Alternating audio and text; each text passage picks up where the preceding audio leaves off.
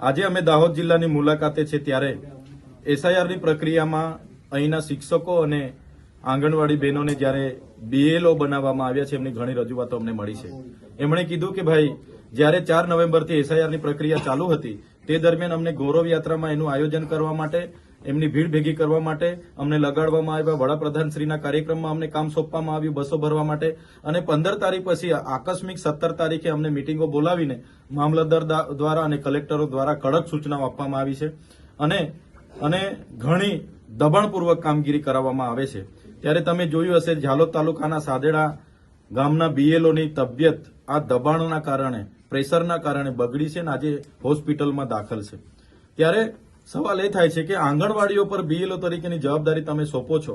એક બાજુ નામદાર હાઈકોર્ટે આંગણવાડીઓને કાયમી કરવા માટે એમને 24,600 રૂપિયાનો પગાર આપવા માટે નામદાર હાઈકોર્ટે ઓર્ડર કર્યો છે, જેની પણ સરકાર અવગણના કરી રહી છે.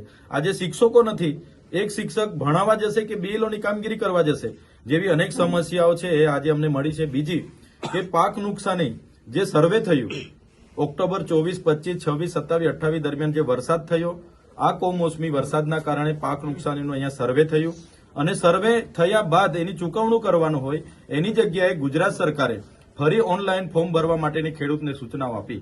તો આ ખેડૂતો જ્યારે ફોર્મ ભરવા જાય છે ત્યારે અહીંના તલાટીઓ એમને પહેલા દબાણ કરે છે કે ભાઈ તમે વેરો ભરો પછી તમારું ફોર્મ ભરાશે. વન અધિકાર અધિનિયમ 6 અંતર્ગત જેમને સનતના દાવા મળ્યા છે એવા લોકો ફોર્મ ભરવા જાય છે ત્યારે ફોરેસ્ટરનો દાખલો માંગવામાં આવે છે અને ફોરેસ્ટર એવું કહે છે કે હમણાં સ્થળ પર આવીશું, જોઈશું, પછી જ તમને દાખલો આપીશું.